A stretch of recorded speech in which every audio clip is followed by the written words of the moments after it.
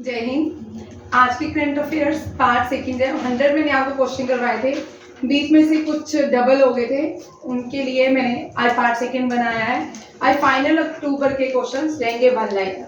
ठीक है, कल से हम 1 नवंबर के कल से स्टार्ट करेंगे। फर्स्ट क्वेश्चन देखिए, ये लेफ्टिनेंट गवर्नर JNK के इन्होंने क्या किया है, एक बुक रिलीज किया जिसका नाम है वॉरियर ऑन व्हील। ये wheel to Padma Rajbhavan warrior wheelchair to Padma Shri. ठीक है, ये राजभवन श्रीनगर में इस बुक को रिलीज किया गया है। राजभवन कहाँ पे है? श्रीनगर में। ठीक है, जम्मू एंड कश्मीर में। कहाँ पे है? श्रीनगर में।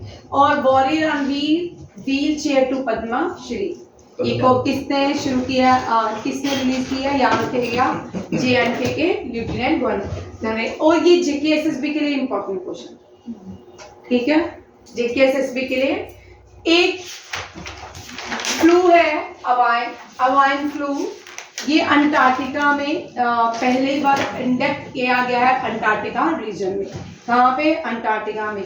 अभी रिसेंटली साइंटिस्ट ने, मैंने आपको क्वेश्चन नहीं कराया, साइंटिस्ट ने अंटार्कटिका के नीचे करवाया है, नहीं करवाया ना? कौन सा? हाँ, नहीं करवाया। एक कर अंटार्कटिका वाला नहीं है।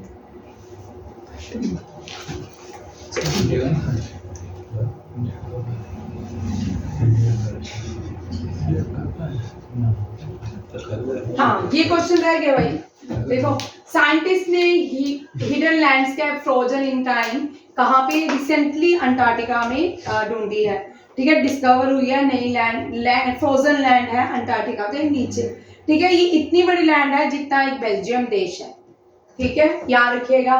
और ये ईस्ट अंटार्कटिका के बाल्ट्स लैंड रीजन में जो इंडियन ओशन को टच करते हैं, वहां पे इस तरह की डिस्कवरी की गई है। और ये कितनी बड़ी है? या तो Belgium US state of Maryland के जितनी बड़ी फ्रोजन लैंड है, याद रखिएगा। और अंटार्कटिका में जो हाईएस्ट पीक है उसका विंसन पीक कहाँ जाता है? विंसन पीक के नाम से जानती है। भारत के 3 स्टेशन है अंटार्कटिका में। रिसर्च स्टेशन है भारती, दक्षिण गंगोत्री एंड मैत्री। अगर मैं पूछूंगी तो सब बच्चे को ये गंगोत्री, गंगा, यमुना बोलते थे, इसलिए मैंने यहाँ पे लिखा हुआ है भारती। ये क्वेश्चन बहुत बार आता है। ठीक है, ये क्वेश्चन बहुत बार एग्जाम में SSC, CGL या किसी भी NDA, CDS, FCAT में पूछ सकते हैं। भारती, दक्षिण गंगोत्री एंड मैत्री। भारत की कौन सी 3 रिसर्च सेंटर है जो अंटार्कटिका में? यहाँ पे कोई लोग नहीं रहते, यहाँ पे बहुत माइनस में टेम्परेचर जाता है। यहाँ पे डे बाय डे क्या होता जा रहा है, कुछ यहाँ धरती के ना नीचे बर्फ होती है, उसको एक वर्ड होता है, मुझे याद नहीं आ रहा, वो डे बाय डे पिघल रही है, खत्म होते जा रही है, वो मिट्टी के साथ मिली होती है बर्फ। ठीक है, रशिया में हो गया, रशिया, आइसलैंड, इन जगहों में इस तरह के बर्फ मिलती है। इसका एक नाम होता है, मैंने पहले भी पढ़ाया है, वो हाँ ग्लेशियर्स होते हैं, पर उसका अलग से कुछ नाम है, मैंने पढ़ाया आपको। ठीक है, जब वो पढ़ाऊंगी दोबारा से रिपीट करूंगी साल के, तो उसमें ये क्वेश्चन आएगा। ठीक है, person in news, place in news में ये मैंने पढ़ाया है NDA वाले एग्जाम में।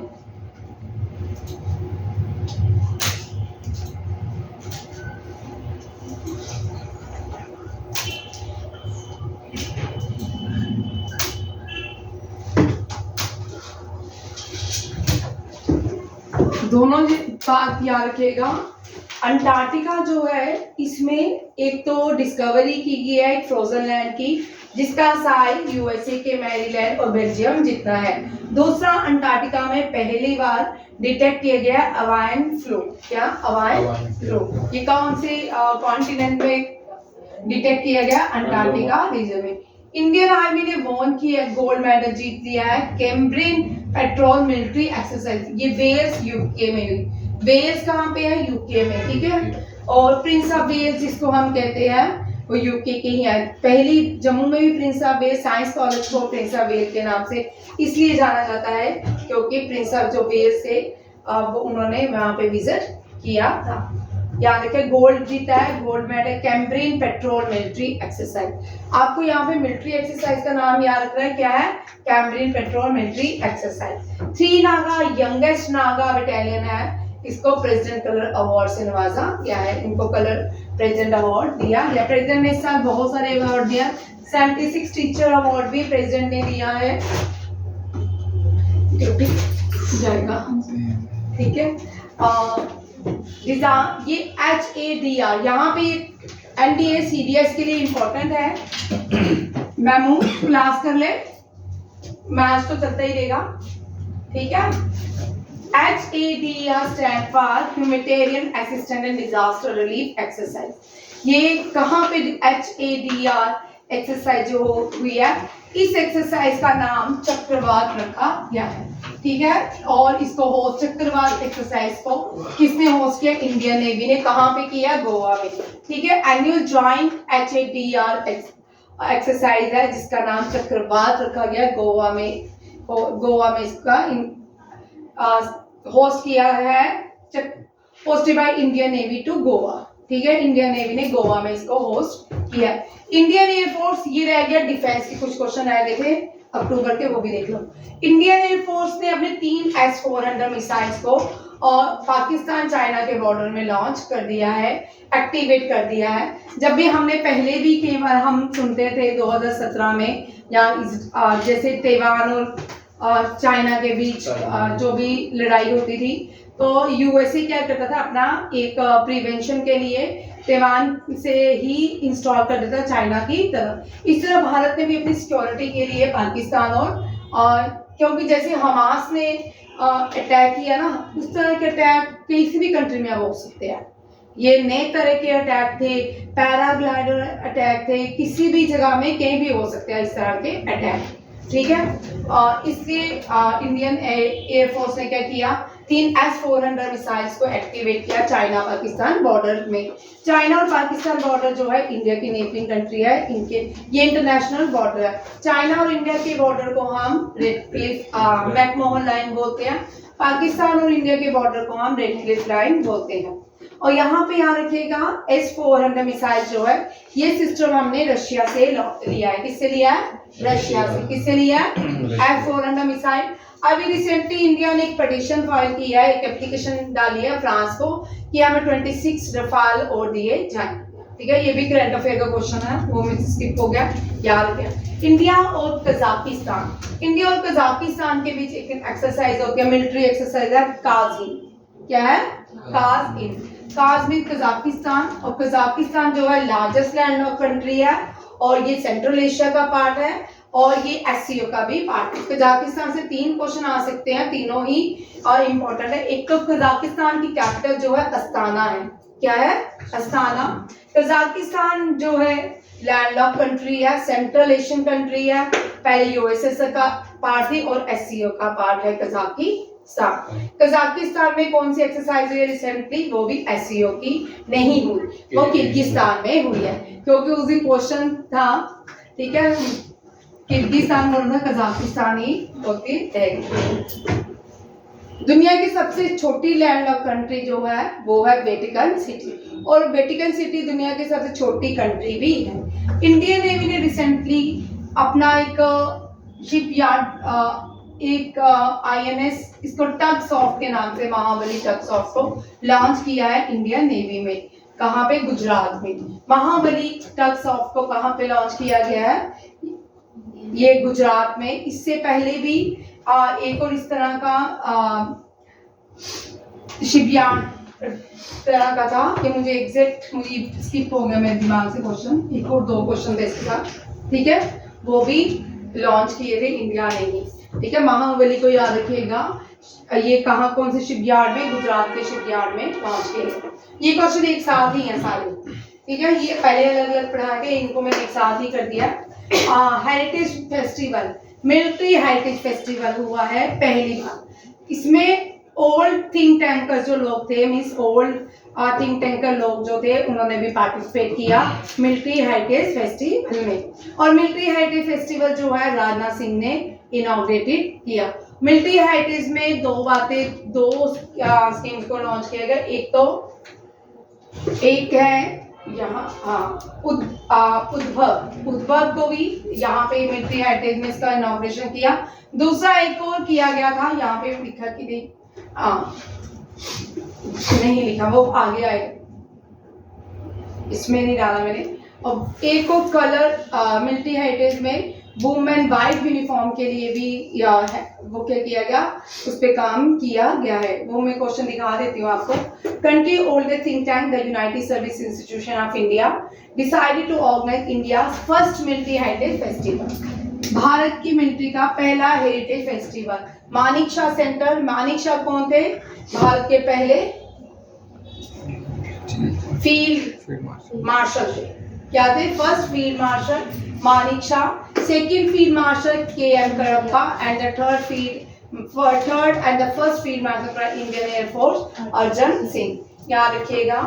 और ये अभी रिसेंटली ने एयरफोर्स हेरिटेज सेंटर चंडीगढ़ में खुला है, उसका इनॉग्रेशन राजनाथ सिंह ने किया है। इसका भी इनॉग्रेशन राजनाथ सिंह ने किया है।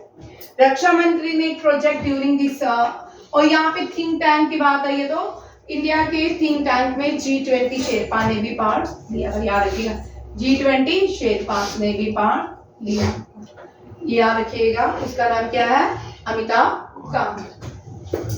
राजनाथ सिंह ने इसी टाइम एक और इंडियन मिलिट्री हेरिटेज में एक और प्रोजेक्ट को लॉन्च किया, उद्भव। क्या है? उद्भव। ठीक है, ये सारे क्वेश्चन एक साथ हैं। यूरोपीय यूनियन और इंडिया के बीच पहली बार कोई नेवल एक्सरसाइज हुई है गल्फ ऑफ गिनी में। कहाँ पे? गल्फ ऑफ गिनी में जो एक्सरसाइज की गई है इंडिया और यूरोपियन यूनियन में, वो कौन सा है? यूरोपीय यूनियन जो है G7 का भी पार्ट है, यूरोपियन यूनियन जो है G20 का भी पार्ट है।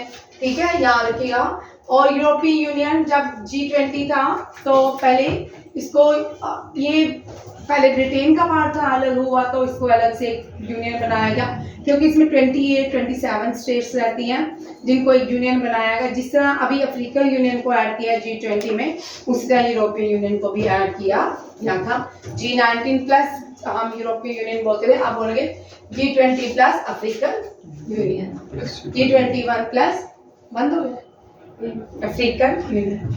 एयर मार्शल साधना सक्सेना डीजी बनाई गई है, डायरेक्टर जनरल ऑफ यहाँ की हॉस्पिटल मिलिट्री हॉस्पिटल सर्विसेज की। इनको पहली फर्स्ट डीजीपी बनी है नर्सिस में, इनका नाम है एयर मार्शल साधना सक्सेना। फिर से आ गया। इंडिया और फ्रांस के बीच मिलिट्री सब कमेटी मीटिंग हुई है, वो कहाँ पे है? न्यू दिल्ली में। अमोल मजूमदार जो है ये हेड कोच बने हैं इंडियन वुमेन क्रिकेट टीम के। इंडियन वुमेन क्रिकेट टीम के न्यू हेड कोच है अमोल मजूमदार। ये इंपॉर्टेंट क्वेश्चन है, ये पूछ सकते हैं आपको। इंद्रमणि पांडे, ये भी बहुत इंपॉर्टेंट है, ये भी women. Indramani Pandey of India has been made the new secretary general of BIMSTEC. ठीक है, बिम्स्टेक का new secretary general Indramani Pandey को बनाया गया है।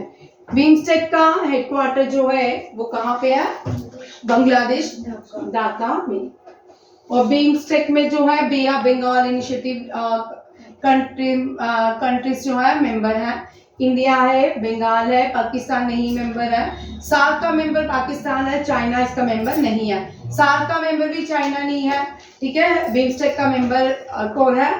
पाकिस्तान G20 का मेंबर नहीं है, G7 का मेंबर नहीं है। भारत भी G7 का मेंबर नहीं है, नाटो का मेंबर नहीं है। ठीक है, और पाकिस्तान ADB बैंक का मेंबर नहीं है, AIIB बैंक का मेंबर नहीं है। पाकिस्तान जो मेंबर है वो किसका है? SCO का मेंबर है और सार्क का मेंबर है। दोनों याद रखिएगा, SCO और सार्क। कभी कभी क्वेश्चन आते हैं, मैच करने पड़ते हैं, आजकल मैच आते रहते। ठीक है, या सीक्वेंस में आता है 1 2 3 4, कौन कौन सा देश जो है SCO का मेंबर है, इनमें से कौन सा देश SCO का नहीं मेंबर है, उस तरह सीक्वेंस में। एशियान का मेंबर भारत भी नहीं है, पाकिस्तान भी नहीं है, चाइना भी नहीं है, चाइना बिम्स्टेक का भी मेंबर नहीं है। ठीक है, याद रखिएगा। और एशियान का मेंबर नहीं है, सार्क का मेंबर भी चाइना नहीं है। ये भी इंपॉर्टेंट क्वेश्चन है। रग्बी वर्ल्ड कप जो फ्रांस में हुआ रिसेंटली, और साउथ कोरिया ने इसको जीता है।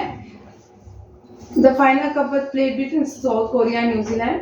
और यहाँ पे साउथ अफ्रीका लिखना था, साउथ अफ्रीका वॉन। ठीक है, सो मैं भी बोलूँगी गलत कैसे हो गया? कोई और क्वेश्चन था ये, कोई और, ठीक है। साउथ अफ्रीका ने रग्बी वर्ल्ड कप जीता है, न्यूजीलैंड को हराया है।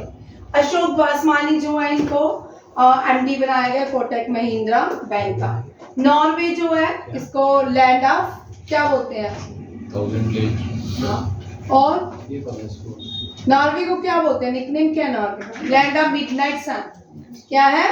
Land of midnight sun. Land of frozen lake Finland को बोलते हैं और land of midnight sun Norway को बोलते हैं। Land of rising sun Japan को बोलते हैं। इंडिया में land of rising sun Arunachal Pradesh को बोलते हैं। भारत में सबसे पहले सन जो है राइज होता है अरुणाचल प्रदेश में। उसके बाद 2 घंटे के बाद सौराष्ट्र से गुजरात से, हम जो पूरे देश में देखते हैं हम अपना टाइम, वो हम सौराष्ट्र से फॉलो करते हैं। गुजरात में जो सौराष्ट्र सबसे पहले सन वहां पे राइज होता है, ठीक है। बाकी सनसेट भी अरुणाचल प्रदेश में पहले होते हैं 4 बजे होता है, तो यहाँ पे 6 बजे होगा। 2 घंटे के डिफरेंसेस हैं। वर्ल्ड सिटीज डे जो है 31 अक्टूबर को मनाया जाता है। थीम क्या है? Financing a sustainable urban future for all. ये क्या है? वर्ल्ड सिटी डे का थीम, इसका याद रखिएगा। एक क्वेश्चन ये रह गया था, ये भी आपका जो क्वेश्चन रह गए थे वो भी आज आपके कंप्लीट हो गए।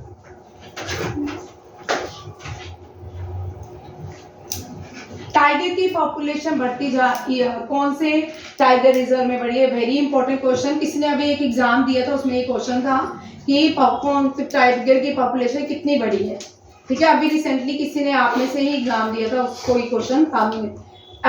ये केएस के एग्जाम में क्वेश्चन था कि टाइगर की पॉपुलेशन कितनी इंक्रीज हुई है भारत में, ठीक है। ये अमनगढ़ टाइगर रिजर्व जो है ये कहाँ पे है? तमिलनाडु में। इसमें टाइगर की पॉपुलेशन बढ़ी है, ठीक है। जाहिद हसन जो है ये बड़ा इंपॉर्टेंट है जेकेएसएसबी के लिए। सिल्वर जीता है एशियन शूटिंग चैंपियनशिप में। पैरा शूटिंग में साउथ कश्मीर से बिलोंग करते हैं जाहिद हसन, और इसने पैरा शूटिंग में क्या लाया? सिल्वर लाया है। शीतल रानी जो है कुमारी जो भी है, इन्होंने किसमें लाया है? आर्चरी में, ठीक है। सुंदर सिंह गुर्जर ने भी एक रिकॉर्ड बनाया है, गोल्ड लाया है जेवलियन F46 में। भाई यहाँ रखिएगा, जेवलियन में, पैरा में भी और सिंपल गेम एशियन गेम्स में भी एक तो किसने लाया है? नीरज चोपड़ा, दूसरी अनुरानी और तीसरा सुरिंदर सिंह।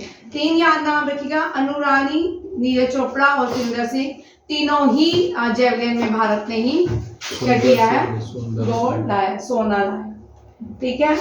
ज्योति जराजी ये भी गोल्ड जीती हैं 100 हर्डल्स में। 37 नेशनल गेम गोवा में चल रही है, उसमें ज्योति जराजी जो है गोल्ड जीती है। लियोनल मेसी जो है 8 बैलून इनका विंस 8 कंसेक्यूटिव नहीं है, ठीक है। 8 बैलन डी'ओर जीत लिया इन्होंने लियोनल मेसी ने। सऊदी अरब 2030 में फीफा वर्ल्ड कप होस्ट करेगी। Very important. दीपक नारायण, कल के जो करंट अफेयर थे ना फर्स्ट के, वो भी मैंने इसी में ही डाल दिए, कल और भी हो जाएंगे, ठीक है। दीपक नारायण जो थे डैडी, ये वेस्ट बंगाल से हैं, इनको ग्लोबल टीचर प्राइज से सम्मानित किया गया है। किसको? दीपक नारायण को। ये चारों क्वेश्चन बड़े इंपॉर्टेंट हैं। ज्योति सऊदी अरब जो है ये फीफा को होस्ट करेगा, ठीक है। 2022 फीफा जो हुआ था वो कतर में हुआ था, दोहा में, ठीक है। अब हमने 2030 आगे कौन सा होगा? 2026 जो होगा वो कहाँ पे होगा? Mexico, USA, Canada. कहाँ होगा? Mexico, USA, Canada. ये सोशल वर्कर हैं, दीननाथ राजपूत इनका नाम है। इनको क्या मिला? फ्रॉम बस्तर, ये बस्तर से बिलोंग करते हैं। रोहिणी नैयर प्राइज जीता है, उन्होंने कौन सा अवार्ड जीता है? रोहिणी नैयर प्राइज। 10 साल के ये बच्चे हैं विहान तैलिया विकास, ये बेंगलुरु से आते हैं। इनको best photographer of the year award दिया गया, wild life best photographer of the year award दिया गया है। चंद्रचूड़ को, हाँ ये दोबारा से मैंने डाल दिया, हार्वर्ड लॉ स्कूल का बेस्ट ग्लोबल लीडरशिप अवार्ड दिया गया। टाटा मोटर्स ने जीते हैं ₹760 crore arbitration award in Singur plant dispute में। ठीक है, संगूर प्लांट डिस्प्यूट था जिसमें टाटा मोटर्स ने 766 करोड़ रुपीस जीते हैं। पता नहीं, इसको डिस्कस नहीं किया मैंने, इतना इम्पोर्टेंट नहीं था, सिर्फ मैंने आपको यहाँ तक रहा। ये आपके सारे रहे करंट अफेयर्स, ठीक है। और आप अक्टूबर के पूरे खत्म हो गया, ये पार्ट वो 100 वाला, ठीक है। और कल वाला पार्ट 1 2 मैंने डाला नहीं था, वो आज डालूंगी 2 और 3, ठीक है। आपके पूरे कंप्लीट। मैं कभी भी आप रिपीट, जब भी आप 5 मिनट के जो वन लाइनर होते हैं उनको जरूर सुना करें, उस सुनते ही याद हो जाते हैं, ठीक है। थैंक यू, जय हिंद।